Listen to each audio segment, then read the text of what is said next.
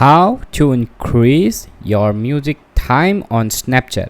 So it's pretty simple, and you just have to open your Snapchat, and once you open your Snapchat, open your music from your Snapchat, and you just have to simply select the music you want to use. Alright, just tap the music, and you can see this is how it looks.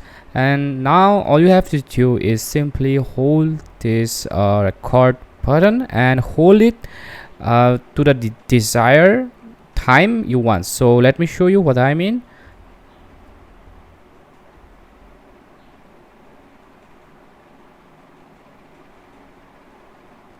So yeah, this is how you record, and I can tab it and until my desired length, so I can hold it as much as I want. So this is how you do it.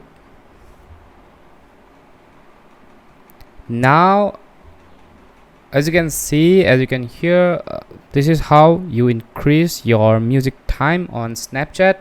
Hope this video was helpful. Thanks for watching and have a great day.